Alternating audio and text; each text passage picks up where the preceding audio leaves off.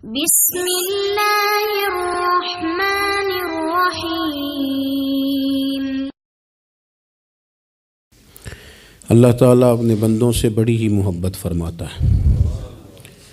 بغیر طلب کے، بغیر دعا کے رزق، مال، اولاد، صحت، عافیت، دوست، احباب، ماں باپ، یہ سب نعمتیں اللہ بغیر طلب کے بندوں کو عطا فرماتا ہے۔ اللہ تبارک و تعالیٰ اپنے بندوں کے حق میں رحمت والے فیصلے کرتا ہے، درگزر والا معاملہ فرماتا ہے۔ جگہ جگہ قرآن مجید میں اللہ تعالیٰ نے اپنے بندوں پر رحمت کرنے کا ذکر فرمایا ہے۔ ان اللہ یغفر الذنوب جمیعا، فرمایا بے شک رب تمہارے سارے ہی گناہ معاف فرما دے گا، تم نا امید نہ ہونا، وہ معاف کر دے گا تمہیں۔ قرآن مجید میں فرمایا ان اللہ بالناس لرؤوف الرحیم، بے شک اللہ اپنے بندوں پر بڑا ہی مہربان اور نہایت ہی رحم کرنے والا، رؤوف اور رحیم ہے، بڑا مہربان ہے، کرم فرماتا ہے۔ اللہ تعالیٰ اپنے بندوں سے بڑا جلد راضی ہو جاتا ہے۔ وہ اپنے بندوں کو بہت زیادہ مشقت میں نہیں ڈالتا، وہ اپنے بندوں سے اپنی نعمتوں کا بدلہ نہیں چاہتا، بہت سخت مشقت والی عبادتیں نعمتوں کے بدلے نہیں چاہتا، وہ بڑی جلدی رحم فرماتا ہے۔ ماں پیار کرتی ہے اپنے بچے سے، لیکن وہ ناراض بھی ہو جاتی ہے بعض چیزوں پہ، بعض معاملات اس کا دل بھی دکھاتے ہیں، بعض جگہ وہ رو کے یہ بھی کہتی ہے کہ تو نے میری محبت کا کوئی نتیجہ نہیں مجھے دیا، میری ساری کمائی تو نے ضائع کر دی۔ والد بہت ساری جگہوں پہ ناراض ہوتا ہے، شکوہ کرتا ہے، کہتا ہے میری بیماریوں کی، پریشانیوں کی، بڑھاپے کی، کمزوریاں کا سبب بیٹے تو ہی بن گیا۔ یہ ساری تکلیفیں تو ٹھیک ہو جائیں تو میری شاید عمر بھی بڑھ جائے، صحت بھی ٹھیک ہو جائے، میں زیادہ دیر جوان رہ سکوں۔ ناراض ہوتے ہیں ماں باپ، اسی طرح ماں باپ راضی بھی ہو جاتے ہیں، وہ بڑی جلدی راضی ہو جاتے ہیں۔ میں اکثر کہتا ہوں کہ والد کو راضی کرنے میں 5-7 منٹ لگ جاتے ہیں، اماں تو 1.5-2 منٹ میں راضی ہو جاتی ہے۔ ابا جی کو 5-7 منٹ لگتے ہیں، کئی دفعہ کہنا پڑتا ہے، کوئی دلائل دینے پڑتے ہیں، لیکن والدہ کے لیے تو کچھ بھی نہیں، آپ نیرا جا کے پیروں میں بیٹھ ہی جائیں، کچھ بھی نہ کریں، آپ پورا روئیں نہ، رونے والا منہ ہی بن جائے، تو اماں تو نرم ہی نرم ہے، جس وقت جو مرضی آپ کرا لیں ہو گیا۔ اللہ تبارک و تعالیٰ بلا مثال و بلا تشبیہ سمجھانے کے لیے عرض کرتا ہوں، اللہ بھی بعض معاملات میں اپنے بندوں سے ناراض ہو جاتا ہے۔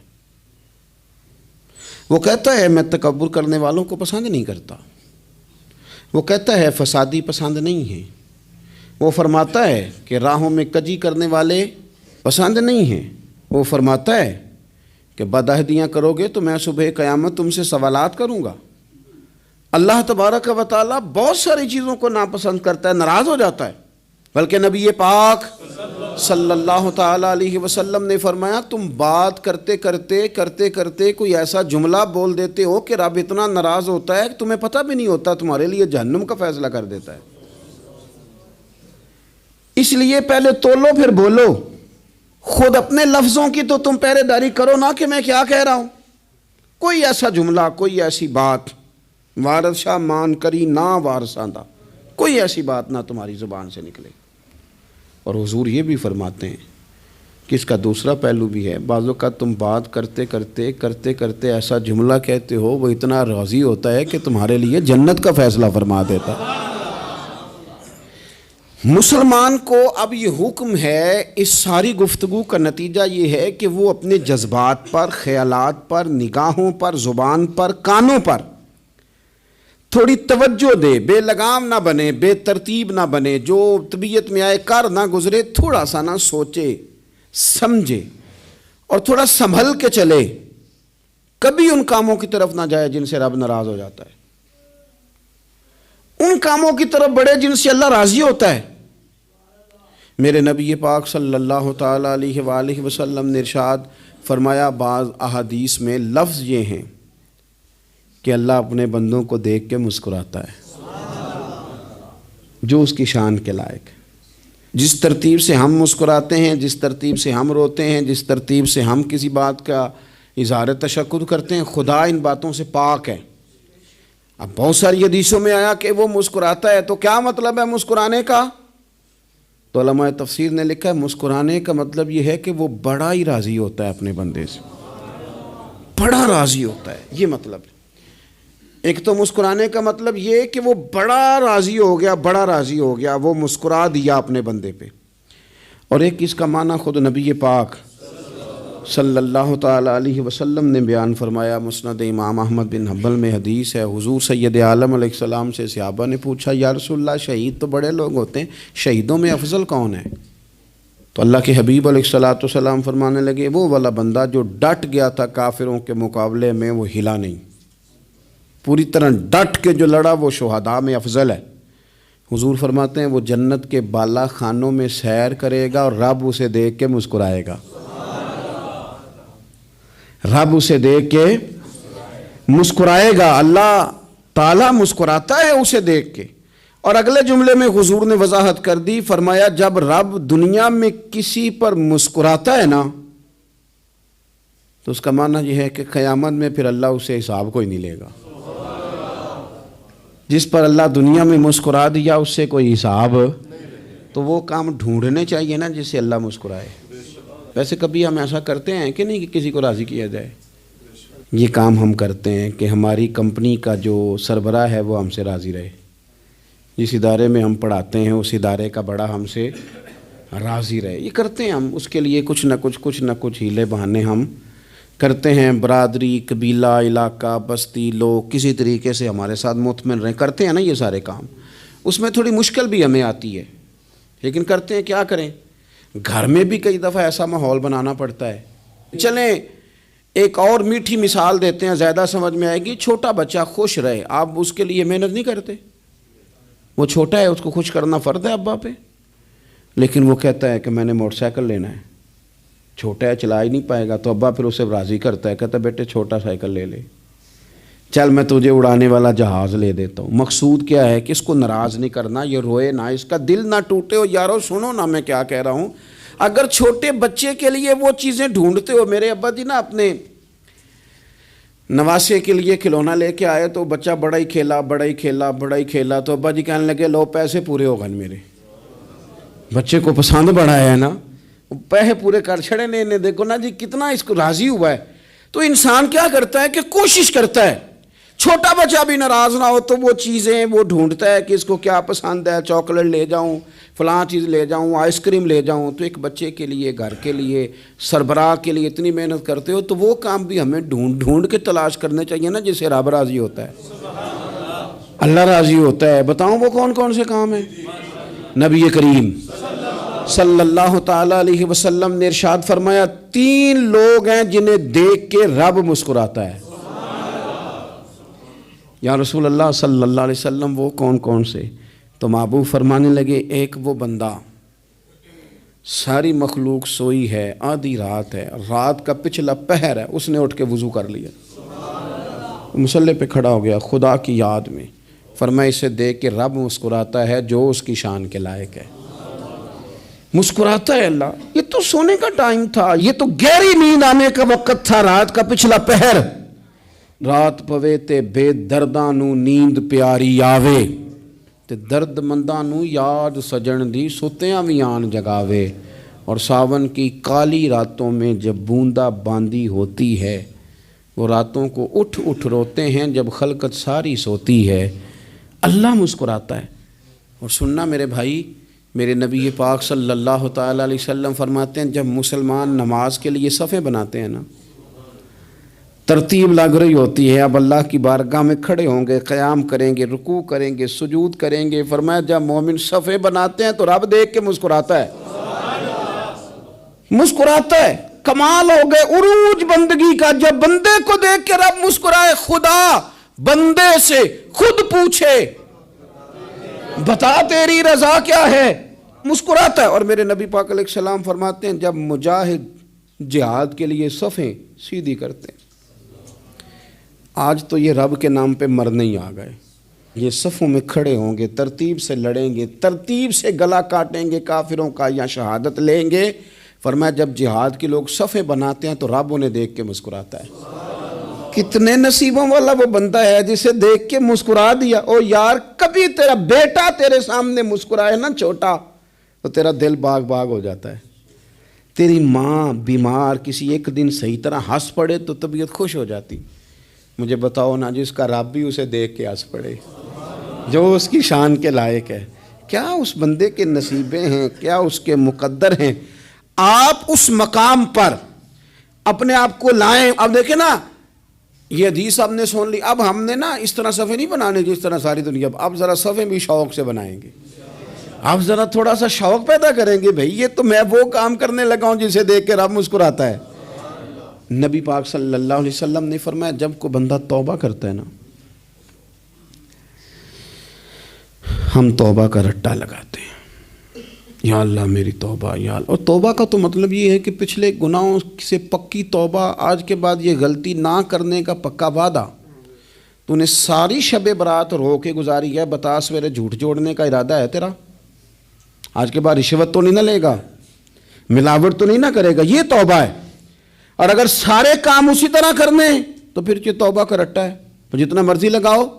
حضرت علی بن ربیعہ رضی اللہ تعالیٰ عنہ فرماتے ہیں میں مولا علی کے ساتھ تھا, مقام حرہ کی طرف جا رہے تھے. حضرت علی نے ہاتھ اٹھا کے دعا مانگی ہماری تعلیم کے لیے, ورنہ حضرت علی ہم صحابہ کو محفوظ عن الخطا تو مانتے ہیں نا. ہاتھ اٹھا کے کہا اے اللہ ہمارے گناہ بخش دے, تیرے علاوہ کوئی معاف کرنے والا نہیں. اور پھر حضرت علی آسمان کی طرف دیکھا اور دیکھ کے نا حضرت علی بن ربیعہ کو تو مسکرائے. حضرت علی بن ربیعہ کہنے لگے حضور مسکرائے کیوں ہو؟ فرمانے لگے ایک دن میں حضور کے ساتھ اسی طرح آیا تھا, اسی طرح حضور نے دعا فرمائی تھی ہماری تعلیم کے لیے, اور پھر حضور مجھے دیکھ کے مسکرائے تھے اور فرمایا جب کوئی بندہ رب کی بارگاہ میں اس طرح استغفار کرتا ہے تو رب مسکراتا ہے, اور مسکرا کے فرماتا دیکھ لو میرے بندوں کو پتا ہے کہ میرے علاوہ معاف کرنے والا کوئی نہیں. انہیں پتا ہے, تم اس کی بارگاہ میں رجوع تو لاؤ, آؤ تو صحیح دو آنسو لے کر. اقبال کہتے ہیں کہ موتی سمجھ کے شان کریمی نے چن لیا, قطرے دو گرے میرے ار کے انفعال کے. دو میں نے آنسو بہائے تھے تو اس کے کرم نے تو موتی سمجھ کے چن لیے. سنو نا حضور اس استغفار کو اللہ کو یار رات کو توبہ کر کے سونا چاہیے ہمیں. کچھ غلطیاں ہم کرنا نہیں چاہتے پر ہم سے ہو جاتی ہیں, کچھ دل ہم توڑنا نہیں چاہتے پر وہ ٹوٹ جاتے ہیں, ہماری مجبوری ہوتی ہے ٹوٹ جاتے ہیں. رات کو اس کی بارگاہ میں ہاتھ باندھ کے کشکول طلب دراز کر کے خوب استغفار پڑھنا چاہیے کہ مالک بندے ہیں نا کیا کریں, نفس کا ساتھ ہے, دنیا کا ساتھ ہے, خواہشات نفسانیہ, مالک معاف کر دے. درد سے توبہ, رسم نہ ہو, کہانی نہ ہو, لفظ نہ ہو, جملے نہ ہوں, اور جناب ایسے لوگوں کے بیچ بڑے ہاتھ باندھ کے, اور بڑا کوئی ضرورت نہیں. آپ اکیلے اپنی چارپائی پہ بستر کے اندر منہ دے کے بھی درد سے کہیں گے نا معاف کر دے تو وہ تو مہربانی بڑا ہے. میرے نبی پاک صلی اللہ علیہ وسلم مثال دیتے ہیں, فرمایا ایک آدمی صحرا میں جا رہا, صحابہ سے حضور خطاب کر رہے ہیں, فرمایا ایک آدمی صحرا میں جا رہا تھا, اس نے اپنی اونٹنی پہ کھانا پانی پیسے ہر چیز رکھی ہوئی تھی. صحرا تھا بہت بڑا, درمیان صحرا کے گیا تو تھوڑا سا سستانے کے لیے آرام کرنے کے لیے اونٹنی سے نیچے اترا. اب اس نے اونٹنی کی لگام, اونٹنی کی نکیل اپنے سرہانے کے نیچے رکھی, ہاتھ کے ساتھ پکڑی اور سو گیا. تھوڑی ہی دیر کے بعد جب اس کی آنکھ کھلی تو دیکھا اونٹنی غائب ہے. صحرا میں وہ پیدل نہ آگے جا سکتا ہے, نہ پیچھے جا سکتا ہے, نہ دائیں نہ بائیں, کھانے کو روٹی نہیں, پینے کو پانی کا قطرہ نہیں, تھوڑا ادھر بھاگا ادھر بھاگا, تھک گیا. کریم محبوب فرماتے ہیں وہ پوری طرح نڈھال ہو گیا اور مایوس ہو گیا, معاذ اللہ. مایوس ہو کے دوبارہ اسی جگہ آ کے لیٹ گیا جہاں پہلے لیٹا تھا. انتظار کرنے لگا کہ اب موت ہی آئے گی, آخری وقت ہے, اب نہ میں پیدل یہ صحرا کراس کر سکتا ہوں, نہ پیچھے جا سکتا ہوں, نہ کھانا ہے نہ پانی ہے, سوائے موت کے کوئی سہارا نہیں. حضور فرماتے ہیں وہ رستے میں دوبارہ لیٹ گیا. اچانک اس نے رخ بدلا تو اونٹنی سامنے کھڑی تھی. حضور نے صحابہ سے پوچھا بتاؤ نا اسے بھلا کتنی کو خوشی ہوگی؟ یا رسول اللہ جی سے نئی زندگی مل گئی ہے. آپ دیکھیں نا سارے ڈاکٹروں نے کہہ دیا کہ اس کے تو گردے معدہ جگر ہر چیز ختم ہے, گھر لے جاؤ خدمت کرو, ہر طرف پریشانی ہے. وہ بندہ بھی سمجھ گیا ہے کہ آخری وقت آ گیا, کل جاؤں پرسوں جاؤں, تیاری ہو گئی. सब लोग आ गए, बाहर वाले भी आ गए, ये माहौल एक अजीब रंग इख्तियार कर गया। अचानक एक डॉक्टर ने आके कहा नहीं नहीं गलती लग गई थी। मुझे बताइए अंदाज क्या होता है? बगैर दवाई के बंदा उठ के खड़ा नहीं हो जाता। ओ मैं तो बच गया हूं। नबी पाक सल्लल्लाहु अलैहि वसल्लम फरमाने लगे उसकी ऊंटनी मिल गई। बताओ भला उसे कितनी खुशी होगी। या रसूल अल्लाह वो तो दोबारा दुनिया में आ गया। हुजूर फरमाने लगे उसे कुछ भी खुशी नहीं हुई। जब कोई रब का गुनाहगार बंदा आके तौबा करता है, रब को इससे कई गुना ज्यादा खुशी होती है। मेरा बंदा आ गया है, मेरा बंदा आ गया है, मेरे घर आ गया। उसने आंसू बहाए हैं। उसने कहा अल्लाह मैं तेरा ही हूँ, तेरा ही रिज़्क़ खाता हूँ, तेरी ही ज़मीन पे रहता हूँ, तेरे नाम से मेरी सांसें चलती हैं। वो आ गया। फरमाया उस ऊँटनी वाले से ज़्यादा रब को खुशी होती है जब गुनाहगार आके तौबा करता है। गुनाहगारों के आंसू उसकी बारगाह में बड़े मकबूल हैं, लेकिन हम रस्म अदा करते हैं, तौबा नहीं करते। हम अपने आप के साथ धोखा करते हैं, झूठ बोलते हैं। हम बंदा कोई नाराज़ हो जाए तो हमें को नहीं नींद आती, उसके घर चले जाते हैं। हम अपने सारे रिश्तों को, ताल्लुकात को मेंटेन करके रखने के आदी हैं। हमें पता है कि वहाँ मैं नहीं जा सका तो बेटा भेजता हूँ, फलां शादी पे मैं नहीं जा सका तो भतीजा भेजता हूँ, भाई भेजता हूँ। हर ताल्लुक का हमने ख्याल रखा कोई रूठ ना जाए। लेकिन कमाल है ना, ये नहीं सोचा कि अगर रब रूठ गया तो, जब वो रूठ जाए ना तो सारे रिश्ते भी बंदे के पास मौजूद हों तो कोई करामत नहीं होता। फिर करोड़ों रुपया जेब में हो तो डॉक्टरों की दवाइयाँ असर नहीं करती। वो रूठ जाए तो फिर इंसान इस तरह से फिसलता है कि बड़े बड़े उसके पास दरवाजे होते हैं पर किसी जगह उसका हाथ नहीं लगता। खुदारा ख्याल करें, दुनिया रूठती है तो रूठ जाए, रब रसूल नाराज़ ना होने पाए, इसका ख्याल करें। हुजूर फरमाते हैं वो मुस्कुराता है, उसे खुशी होती है जब कोई उसका बंदा उसकी तरफ रुजू करता है। मेरे अजीज़ों, रसूल पाक सल्लल्लाहु ताला अलैहि वसल्लम ने उन लोगों के तज़किरे किए जिन्हें देख के रब मुस्कुराता है। हम ना गुनाहगारों पर भी फतवा देने में जल्दी करते हैं और नेकी पर बिशारत देने में भी जल्दी करते हैं, हालांकि ये हमारी ज़िम्मेदारी नहीं।